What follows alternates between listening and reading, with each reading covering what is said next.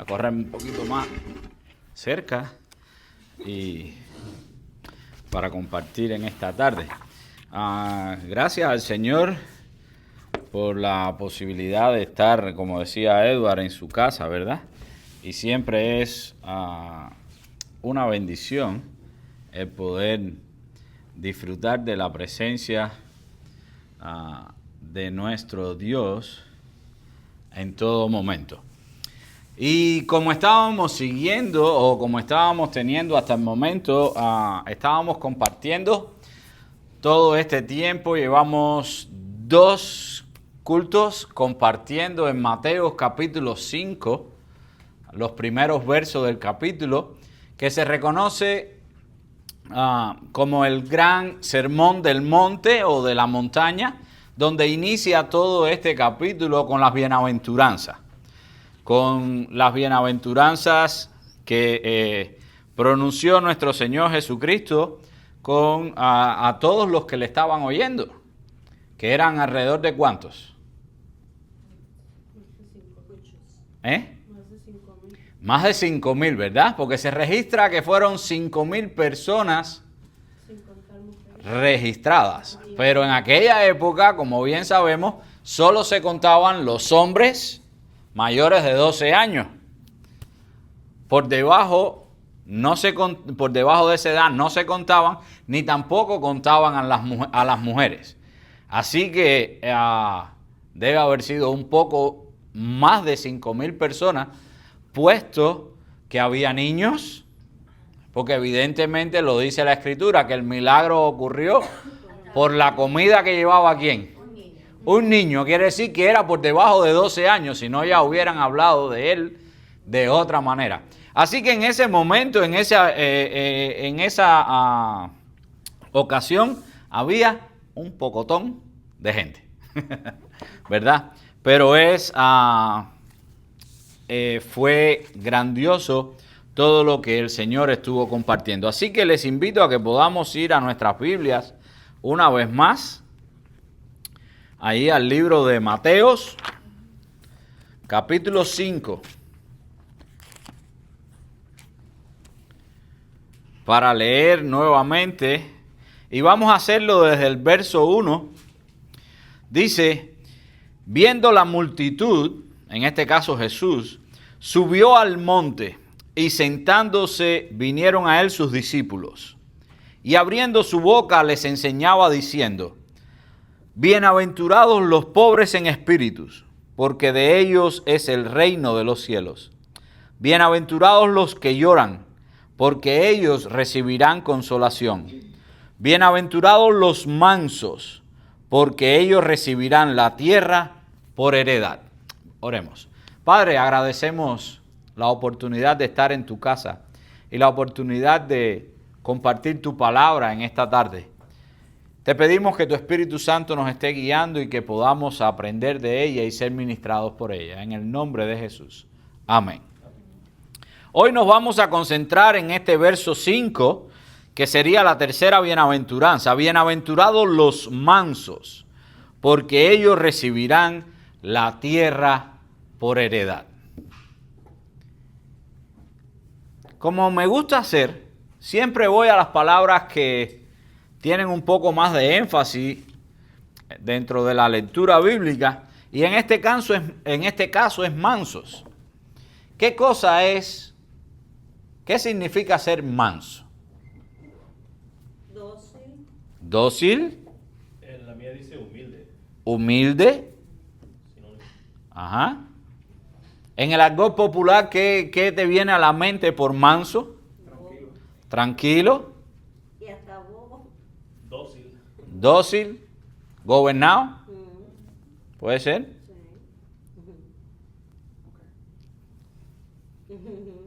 Una persona que tiene la capacidad de controlar sus emociones. O tranquilo. También, una gente tranquila, apacible, controlado, que no genera problemas, ¿verdad? Todo eso está bien. Sin embargo, cuando fui al diccionario, no me encontré, en lo que yo busqué, no me encontré una definición de sustantivo. sino adjetivo.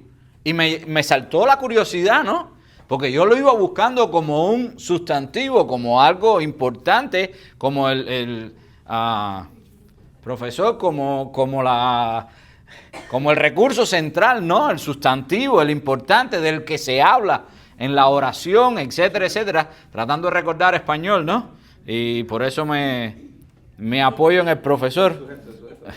Habla del sujeto y dice el verso, bienaventurados los mansos. Se refiere, es el sujeto en ese caso. Sin embargo, me lo encuentro el significado como adjetivo. Y adjetivo, recordando, es lo que califica al sustantivo. Así que bueno, redondeando un poco toda esta verborrea gramatical, es como debe ser una persona.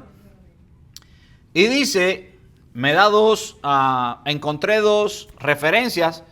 Una es sobre un animal, refiriéndose a los animales. Dice, dicho de un animal que no es bravo. Está bien. Es un perro manso. Eso significa que puedo entrar a la casa. O debo poder entrar a la casa. ¿Verdad? Porque es manso. No significa que no muerda, pero es manso. Está moviendo la colita. También dice, decía el otro, dicho de una cosa insensible, dice apacible, sosegado, tranquilo. Entonces, manso está por ahí por lo que nosotros entendemos. Por lo que nosotros entendemos. Ahora, seguí buscando un poco más sobre manso, porque no me sentí muy convencido solo con esto. Y resulta ser que algunos estudiosos hablan de dos referencias. Una desde el griego y otra desde el hebreo. Y desde el griego dice, considerando el significado original y el uso de la palabra manso, la concordancia Strong enumera la palabra griega como praus. Según algunas fuentes, esta palabra se asoció al acto de domar a los caballos.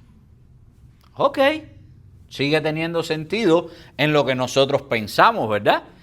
Porque cuando a un animal se le doma, es controlable, ¿verdad?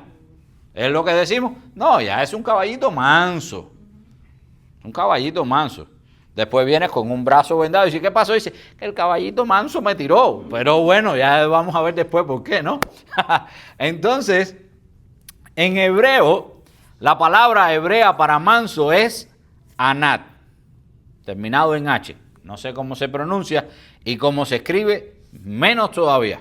Unas cositas raras, unos jeroglíficos, pero ellos lo entienden, ¿verdad? Este término describe a alguien que es humilde, afligido, necesitado y que demuestra, y me encantó esto, y que demuestra gentileza, paciencia y la disposición de someter su voluntad a la de Dios. No se trata de debilidad, sino de fuerza bajo control. ¡Wow! Me encantó. Me encantó porque vamos a eliminar de ahí la definición gobernado. Vamos a quitar la de bobo, vamos a quitar la de obligado, la de amarrado, la de todas estas definiciones que implican una acción sobre esa persona, sino que es fuerza bajo control. Wow, voy entendiendo un poco más el asunto del domar, que tampoco es o controlar completamente o eliminar o cambiar cosas, en este caso en el animal. Ahora, algunos aspectos clave de esta palabra en hebreo. Humildad y aflicción. Recuérdense que mencioné humilde y afligido, ¿verdad? La raíz de anat está relacionada con la idea de ser deprimido o afligido tanto literal como figurativamente. Quiere decir que hay cierta parte de esta palabra que se usa en el idioma hebreo que puede ser un poco impuesto. pero seguimos adelante. Poder bajo control. La mansedumbre es interpretada como fuerza que se tiene, pero que se pone bajo el control de Dios y del Espíritu Santo, en lugar de dejarse llevar por las emociones o el orgullo. Importante. Sometimiento a la voluntad divina implica la capacidad de aceptar las circunstancias que Dios permite sin luchar contra ellas y con la expectativa de aprender de ellas. Wow.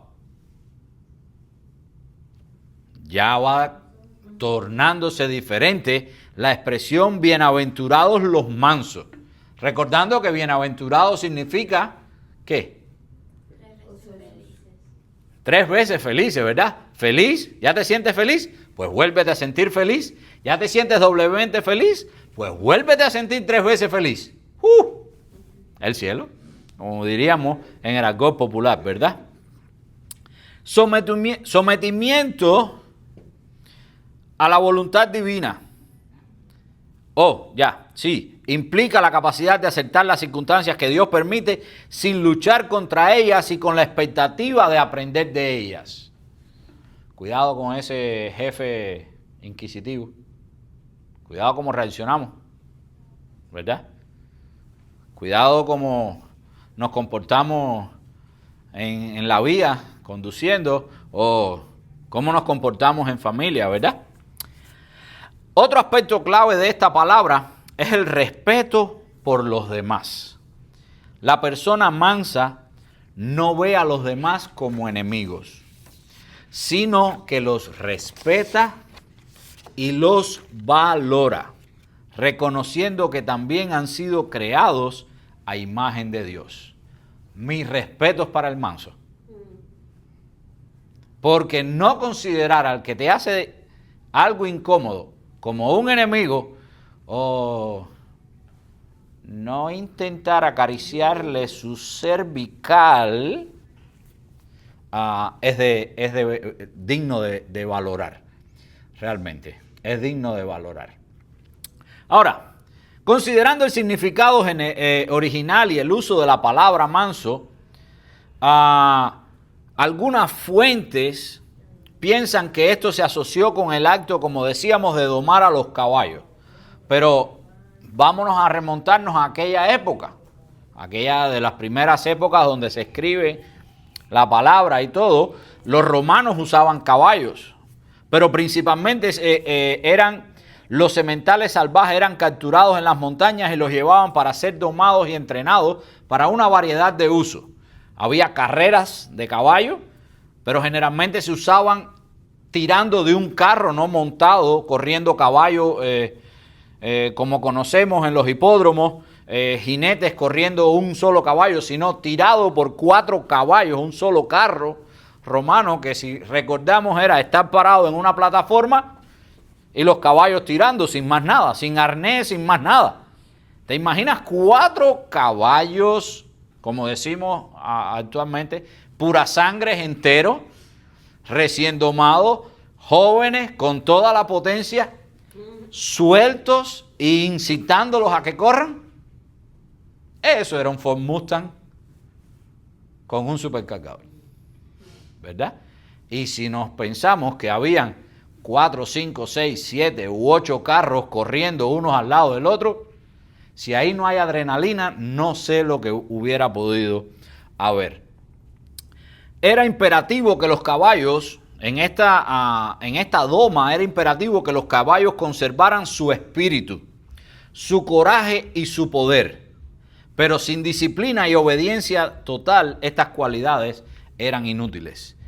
De hecho, los mejores estaban reservados para la guerra, donde su coraje para correr hacia la batalla era esencial. Un caballo de guerra que no respondía inmediatamente a una orden era de poco valor y en realidad ponía en peligro a su jinete. Estos caballos de guerra ejemplificaron un gran poder bajo control. Y eso me llevó un poco a pensar en hoy en día, cuando uno ve carreras de caballos, generalmente cuando ponen esos caballos y los meten en los cepos antes de salir para poder aguantarlos de alguna manera. Y hay veces que ponen las cámaras que están en cada uno de los cepos. Se ve el caballo loco por salir corriendo. Y el jinete tratando de controlarlo, pero ninguno se pone a tirar patadas, ni a levantarse en dos patas, ni a quererse quitar el jinete de encima. Solo que está loco por salir corriendo, que le den la libertad, porque saben qué es lo que viene. Y cuando se abren las puertas, lo primero que se ve es una nube de polvo, porque afincan los cascos y a correr. Y hemos visto un montón de películas basadas en hechos reales, que mientras más lo suelta, y hay veces que los jinetes lo que hacen es aguantarlo para que no corran del todo, y cuando les sueltan las riendas, no hay quien los pare. No hay quien los pare. Eso es poder bajo control.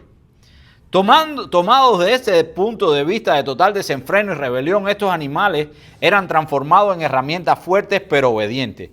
Ejemplificaban la verdadera mansedumbre y habían sido transformados de la obstinación desenfrenada al coraje y la sumisión de extremo peligro. Entonces, me gustaría que pudiéramos pensar hoy nuestro rol cristiano manso como un caballo de guerra. Mansedumbre y caballo de guerra parecen ser términos muy contradictorios, ¿verdad? Esos caballos eran intrépidos, listos para pelear en la batalla, mientras que la mansedumbre a menudo se equipara con cobardía, timidez y debilidad. De hecho, Merriam-Webster define manso como deficiente de espíritu y coraje, no violento ni fuerte, y enumera sinónimos como humilde, modesto, reservado y sin pretensiones. Sin embargo, hay varios ejemplos bíblicos y varias citas bíblicas que vamos a ver a continuación que parecen contradecir esa definición. El primero es este que leímos, Mateo capítulo 5, verso 5.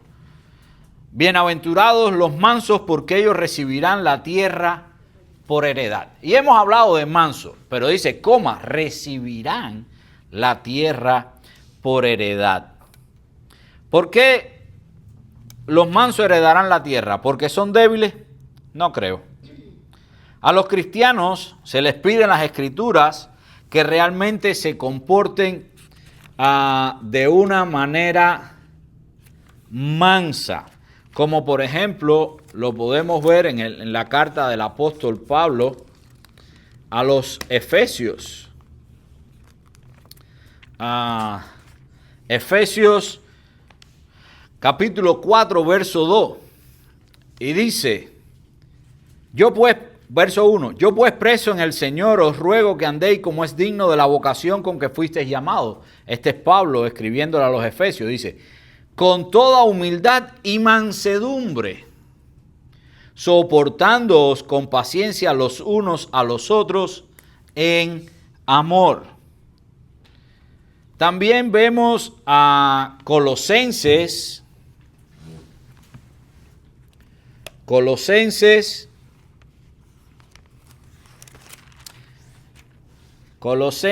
capítulo 3, verso 12. Dice, vestíos pues como escogido de Dios, santos y amados, de entrañable misericordia, de benignidad, de humildad, de mansedumbre, de paciencia. Primera a Timoteo, capítulo 6, verso 11. Dice, mas tú, oh hombre de Dios, le escribe Pablo a Timoteo, huye de estas cosas y sigue la justicia, la piedad, la fe, el amor, la paciencia, la mansedumbre. ¿Verdad? Pero entonces la Biblia espera que nosotros seamos cobardes, porque nos dice que seamos mansos. Hay dos personajes bíblicos, uno del Antiguo Testamento y uno del Nuevo, al cual quisiera referirme. Y fueron descritos como mansos. Uno en Números capítulo 12, verso 3. Números capítulo 12, verso 3. Y aquel varón, Moisés, era muy manso, más que todos los hombres que había sobre la tierra. Un hombre manso, y dice la palabra, más que todos los hombres que había en la tierra. Moisés nunca rompió un plato.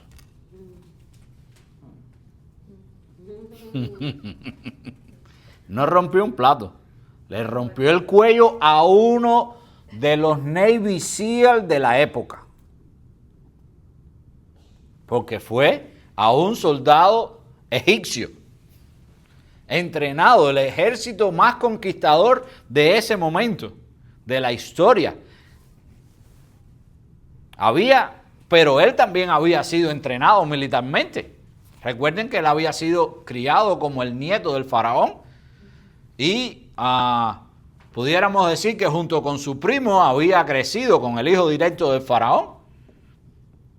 Y su primo no, su tío en este caso, su tío. Había crecido y entrenaban, habían recibido la instrucción militar ambos.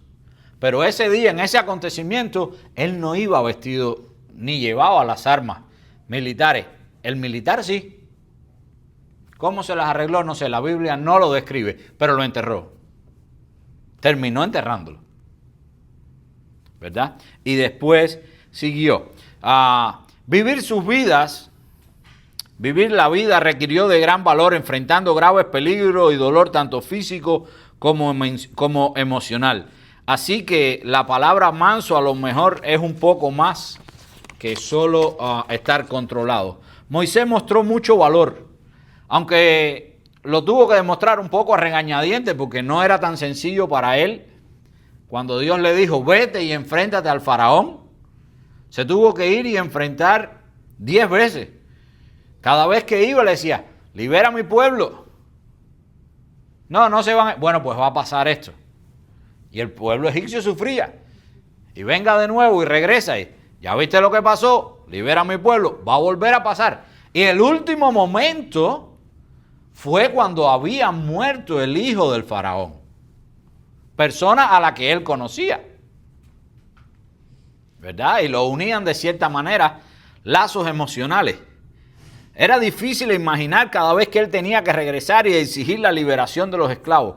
Cada vez que comparecía frente al faraón, Moisés mostró cada vez el mismo poder controlado, instruyendo a los israelitas en todo momento. Cuando finalmente se logra la liberación del pueblo de Israel, el pueblo de Israel sale, marcha, y saliendo en el límite de la tierra, ¿qué se encuentran?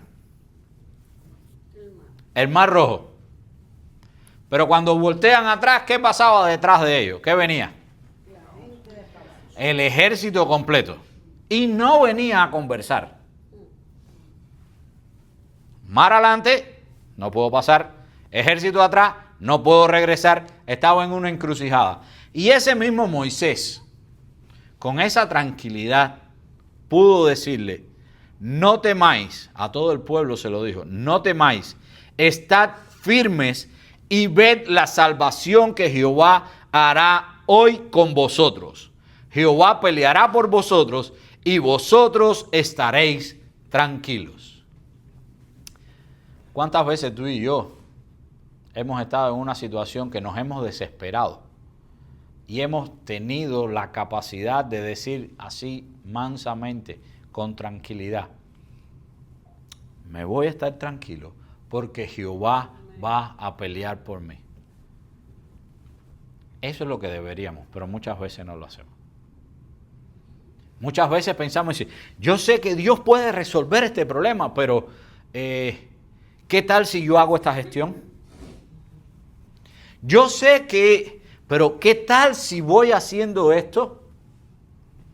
Siempre queremos tratar de, como humanos, de resolver primero de nuestra manera.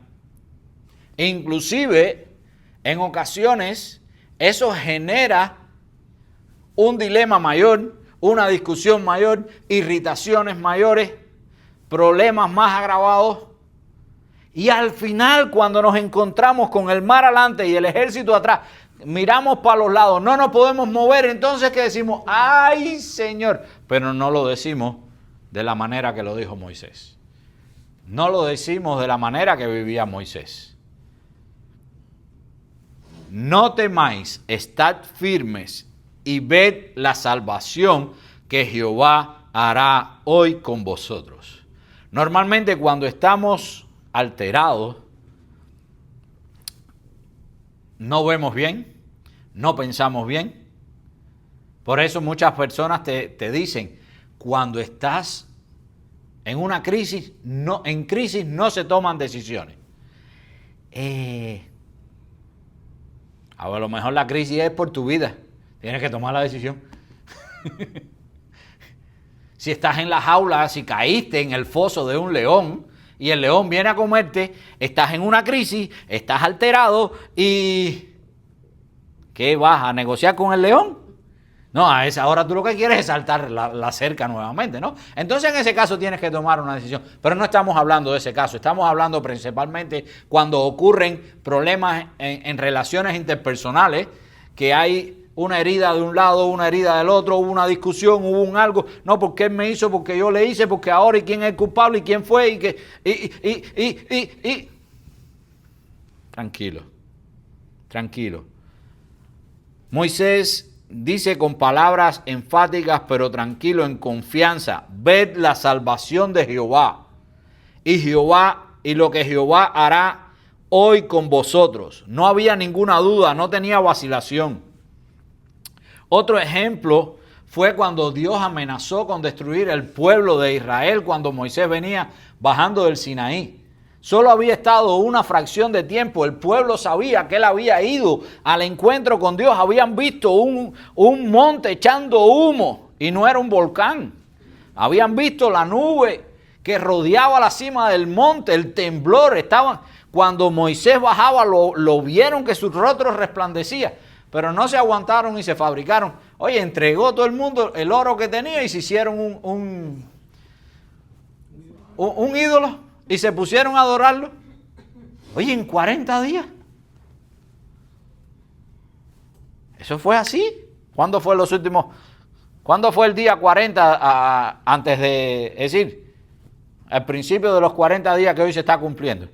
No sé, pero fue en el mismo verano. Fue 3 aguaceros atrás. Un par de semanas de calor hace nada más que eso. Menos que la cirugía casi, Oscar.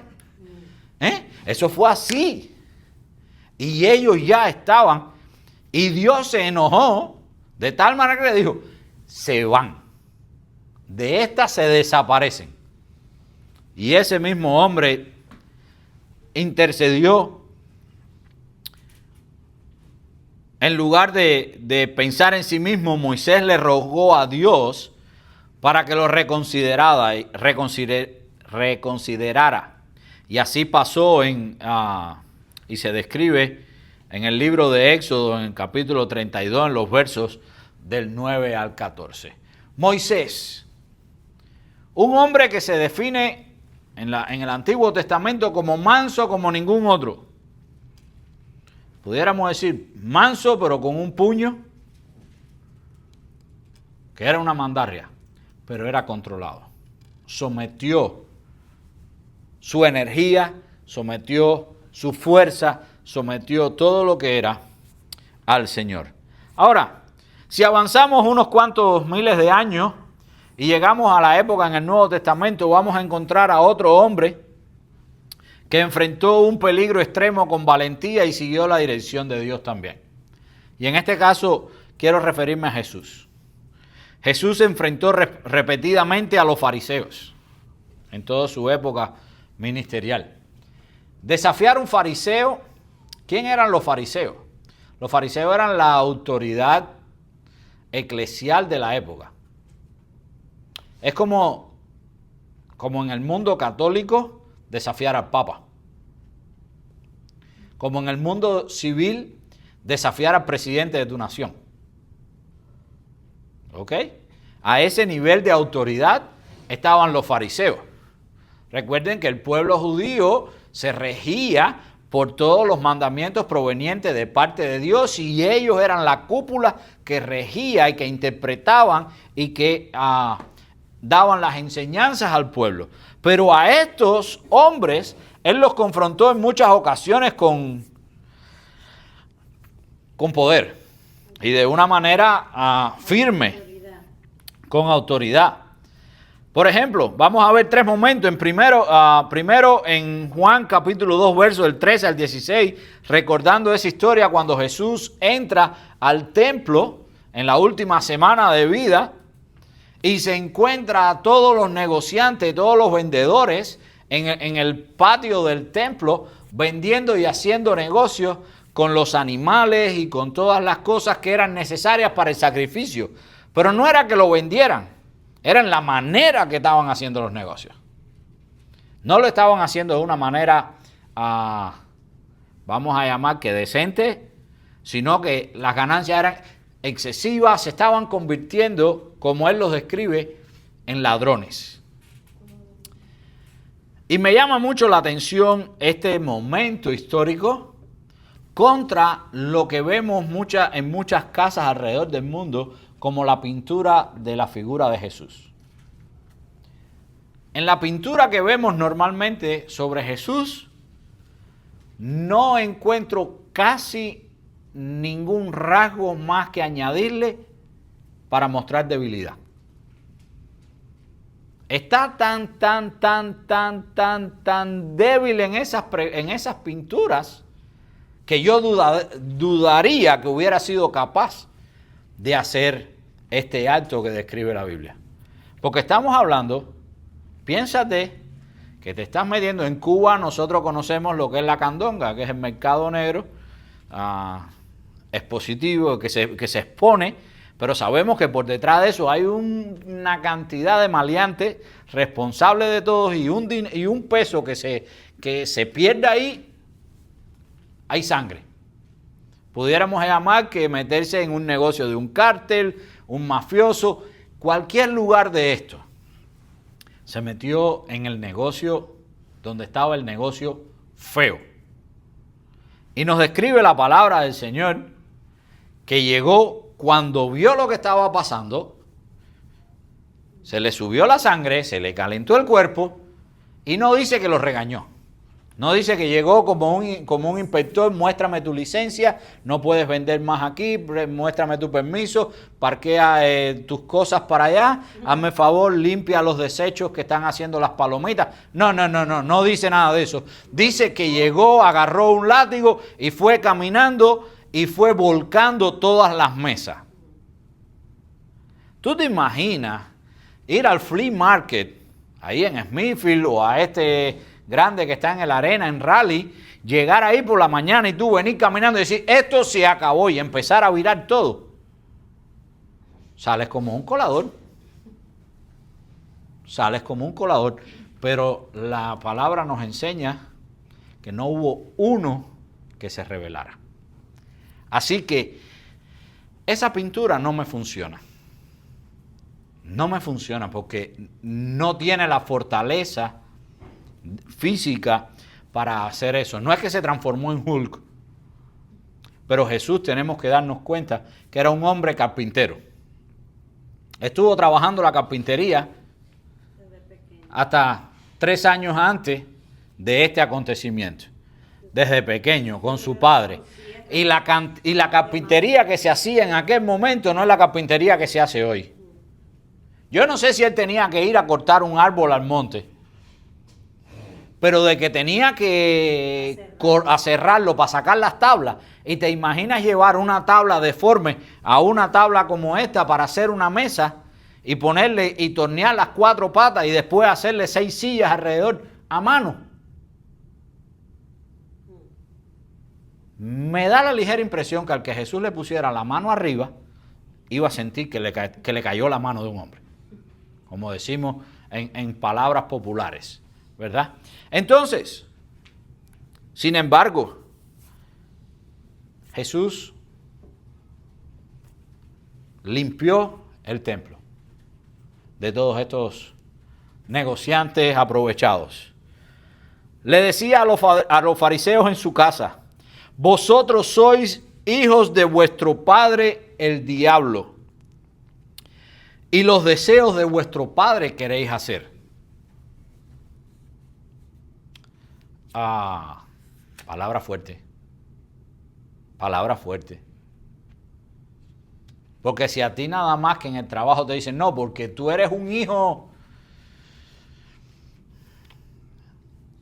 no sé, tú eres una basura, a ti las orejas empiezan a echarte humo. Y solamente te dijo eso. Pero a ese nivel que tú llegues y le digas a un líder, que tú llegues y le digas al pastor de la iglesia: usted es un hijo del diablo. Mejor que le hubiera dicho otra ofensa, porque esa está dura, está fuerte, ¿verdad? Y antes, en el Evangelio de Juan, él les dijo, se describe que él les dijo: no os dio Moisés la ley, y ninguno de vosotros cumple la ley. ¿Por qué procuráis matarme? Los enfrentó. Los estuvo enfrentando todo el tiempo. Esto debió haber tocado bien profundo los nervios de los fariseos, considerando la alta estima que se tenían ellos a sí mismos. Otro caso de Jesús fue la obediencia de Jesús hasta la muerte. Orando en el Getsemaní la noche antes de morir, le dijo: Padre, si quieres, pasa de mí esta copa, pero que no se haga mi voluntad, sino la tuya. ¿Cómo sería el estrés? ¿Cómo sería el sufrimiento que estaba pasando el Señor Jesucristo? Ese tiempo que estaba orando, que describe la Biblia, que de su rostro caían gotas de sangre. Eso es literal. Eso puede pasar literalmente. Pero tiene que ser una presión tan grande, tan enorme, que produzca la ruptura de las venitas de la piel y que los poros se abran a tal tamaño que puedas sudar sangre. ¿Qué nivel de sufrimiento? Y aún así no se bajó de la cruz. Fue obediente hasta la muerte. Al igual que Moisés, Jesús no retrocedió cuando se enfrentó al peligro. Enfrentó con calma las burlas de los fariseos y de las multitudes. Continuó realizando la misión para la cual su Padre lo había enviado a la tierra, y enfrentó la terrible muerte que se avecinaba. En tales situaciones, lo más normal es que nos defendamos. Lo más normal cuando a ti te atacan, lo más normal cuando alguien se burla de ti, lo más normal cuando te llaman y te dicen: oye, tú fuiste el que rompiste esto. No, yo no fui. Bueno, ¿y quién fue? Bueno, lo digo, no lo digo, lo digo, no lo digo. ¿Verdad? Cuando somos maltratados, cuando somos incomprendidos, tendemos a luchar, al menos verbalmente, contra quienes se nos oponen. Otras veces, por lo menos en Cuba, uno dice: no me sofoques mucho, que me bajo de la cruz. Ya sabes lo que significa eso. Eso significa sacar las manos, hacer un poquito de ejercicio en los dedos, y después de hacer tanto ejercicio como que se te quedan cerrados y dime qué es lo que tú quieres. ¿Cómo, cuándo y dónde? ¿Verdad? Con demasiada frecuencia esos argumentos provocan que se suba a uno de tono o se vuelvan acalorados, definitivamente sin mostrar un control apacible. La calma es fuerza. Cuando más ruidosamente nos defendamos o tratemos de controlar la situación, menos control ejemplificaremos. La aparición de Cristo ante los principales sacerdotes y el concilio no habría sido tan efectiva si él hubiera proclamado a gritos su inocencia. Sus respuestas tranquilas demostraban quién estaba realmente a cargo, tranquilo y valiente. Para vivir como testigos cristianos efectivos, necesitamos aprender la verdadera mansedumbre. Permitir que el Espíritu Santo controle nuestras lenguas, controle nuestras acciones, para pensar no en quiénes somos, sino de quién somos y a quién nos debemos. Necesitamos ser como los caballos estos de guerra que se hablaba, listos para pelear en la batalla, pero no relinchando ni sacudiendo la cabeza sin control, sino enfocándonos en nuestro Maestro. Debemos aprender a someter nuestra voluntad con mansedumbre a la voluntad de Dios y aprovechar su fuerza en lugar de tratar de hacerlo por nuestra propia cuenta. Esa total obediencia no llega fácilmente. De hecho, requerimos que su Espíritu Santo guíe nuestras vidas, pero es esencial que esto pase si queremos completamente comprometernos con Cristo. No es en nuestras fuerzas, no es en nuestros términos, es a la manera de Dios.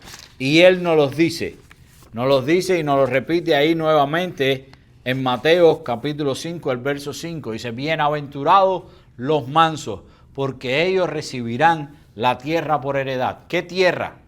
La tierra prometida. La bendición final. La bendición de estar junto con el Señor. A eso es a lo que se está refiriendo. No se está refiriendo a una conquista de un país. No se está refiriendo a descubrir otro planeta. Se está refiriendo a llegar hasta el final, como dice el apóstol Pablo. Corramos con paciencia la carrera que tenemos por delante, puestos los ojos en Jesús, el autor y consumador de la fe. Dios nos bendiga en esta tarde y realmente podamos cada día ser mansos, que lo único que significa realmente es someternos